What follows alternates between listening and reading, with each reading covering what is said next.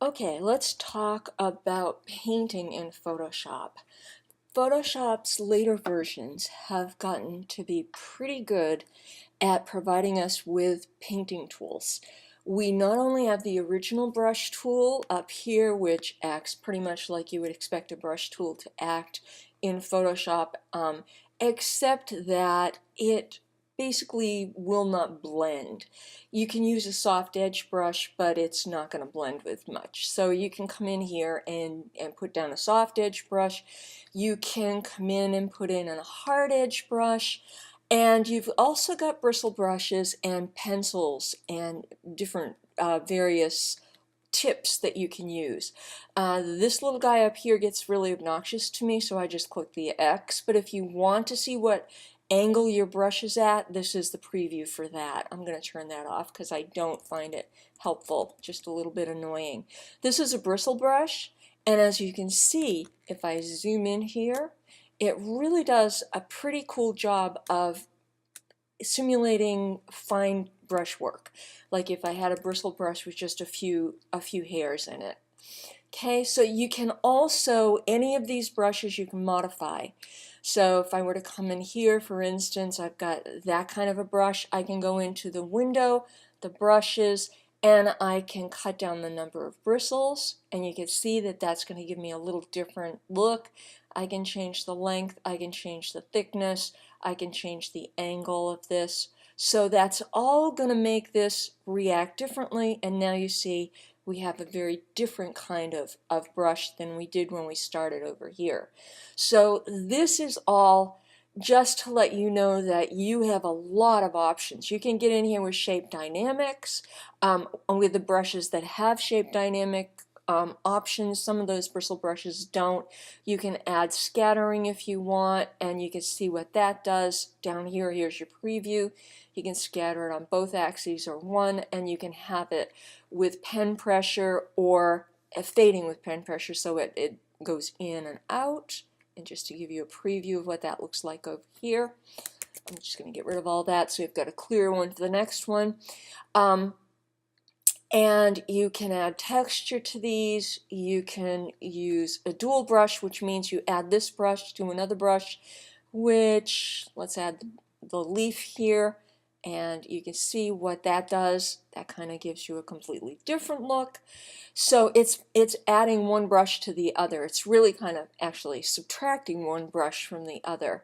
So you've got color dynamics where you can go between the foreground and background, and that can be done with pen pressure or the fade as well. So you can see it right here. You've got, as I go soft and then harder, you've got a little bit of stuff going on there.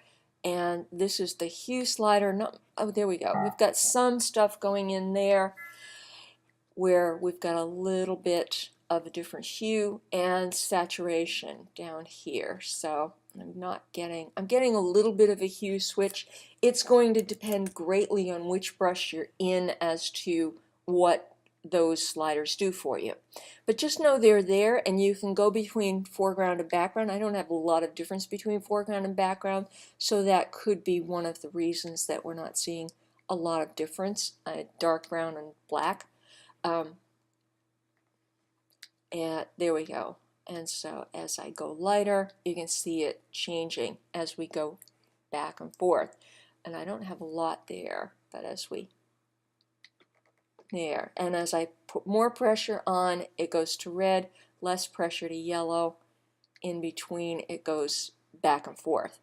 So just to give you a sense that you've got a ton of different options in here to work with, kind of experiment and play with those. If you want to do something like a watercolor look, wet edges is a great thing to know about because that does give you that kind of watercolory look. If I zoom in there, you can see how the color settles to the outside of the brush tip. So those are all really, really good things to experiment with and play with. If you've got a brush, especially like one of the bristle brushes that you are using, and you don't like the way it's working, you know, come in here and change it. Come in here and go to the shape dynamics or the brush tip shape and change it and take it apart and put it back together again the way you want it. So the other thing to know about is you can change the angle of the brush up here. So if the angle of the brush isn't what you want it to be, make sure you know that that's an option as well. You can always change the size up here as well, and if hardness is an option with the brush tip you pick, you can pick that as well.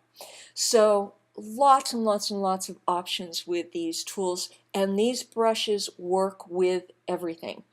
Anything that uses a brush tip, for example, the eraser tool, the history brush, the brush tool, the mixer brush, they all use these same brush tips, and it allows you a huge amount of possibility in changing. You can always save the brush that you like if you've edited a brush, single hair, give it a name, and you can save it, and that way you can get back to it. When you save a brush, you can always come down here to the presets right here, to the preset manager, and go to your brushes or swatches, gradients, any of these things. But you can go to brushes, and I just made one, which will be the last one here. You can see I keep a lot of brushes around. I want this hairbrush up here closer so I can find it more easily. I want that last one I made up there a little bit more so I can find it more easily as well.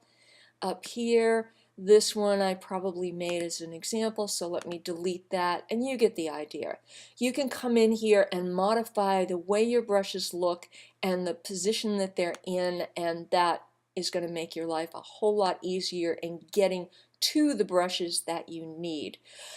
These guys in here are right here. These are bristle brushes. They look like the end of a paintbrush cut off, and then you have some different brushes down here, the pencils, the one that look like pencils. These tend to have erodible tips. A lot of them have erodible tips, and what that means is the tip will wear away, and as you come in here, let me get one out and show you. As you use it, I believe this is one that has an erodible tip. Let me get out of the brushes window here. And the more you use it, that one I've got kind of messing around with it. Let me go to this one. There we go. And the more you use it, the softer it gets, so the brush gets wider and wider and wider. And you can kind of select those. There are only a couple with erodible tips, and they are the ones that look like pencils. So I believe, yeah, that one's not one. There's so many that I've kind of played with and moved around, especially, let's see, that one. You can see. The more we put down as far as pressure, it's really, really nice to have a pressure-sensitive tablet if you're going to get serious about painting in Photoshop. Makes a huge difference. Okay, so let's talk about how we actually use these brushes. All right. The regular brush tool, you've all, I'm sure, kind of played with that a little bit, and that is fairly self-explanatory. The one thing to be aware of too, besides using it just as a regular brush where you can come in here and, you know, sign your name in it if you want to, or do whatever you want to with this, is that you also have the ability to change the brush blend mode. Now remember that. So if you come in here and I want to increase the contrast in this, I can come in here and sample the color and then change it to soft light. Whoops, soft light. I need to be on the layer. There we go. Soft light, and you can see as I do this, we get more contrast. It doesn't act the same as you might expect. It's not straight. It gives you contrast. It increases the contrast. So depending on what you do, if I come in here, whoops. Oh, I went back to that layer. Sorry. Back to that layer. Come in here, brush. And again, it's very close to that color, but you can see it's increasing the contrast, changing the color there. So beware of blending modes. Be aware of blending modes, not beware. blending modes are something you definitely should use. They are a terrific help. So I want to show you some of the ways we can kind of use this as a way to create a more natural look in certain things. So what I did with this original was to cut part of it away, copy it, and mirror over it, and put a new background on it. And as you see, when I did that, I kind of got this funky reflection on the side, and it doesn't look like I want it to look. So what I'm going to do here, I'll change that back to normal so I don't forget next time I'm in the brush. I'm going to use the mixer brush, and the mixer brush again uses the same brush tips, but I'm just going to use a soft edge normal brush tip, very standard, and come in here, and I'm going to put it at 10% and come in and just go over this, maybe bring it up a little bit more, 30%, and you can see how I can bring in the brush and smooth away things on the edge and blend them. So this is a nice thing to know about. I can bring this down like that, and it gives me the ability to kind of blend things together in a more natural looking way. And I can see I don't particularly like that shape at this point, so I'm going to come in here and use the pen tool, which I hope you've all practiced during the semester break. Whoops.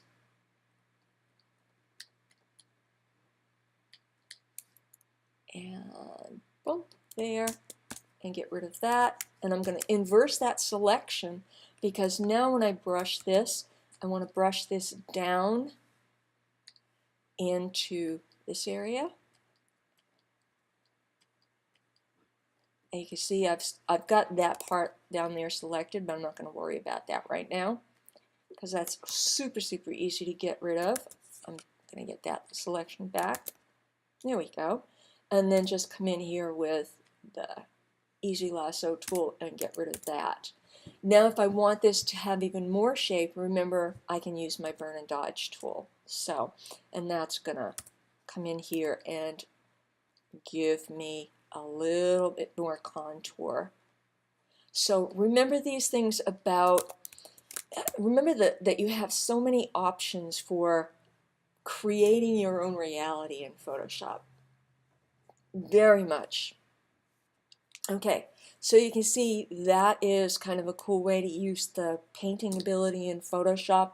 It is more difficult if you don't have a pressure sensitive tablet. I'm not saying it isn't, but if you're going to be serious about Photoshop and painting in Photoshop especially, it's a good investment to think about. And you can start out with one of the lower end tablets, try it out for under $100. You can get a really super nice tablet from Wacom for medium size is what I would recommend for in the mid 300s. Sometimes you can get it for a little bit less. Try provantage.com, and let me put that in there. And just so you can see it,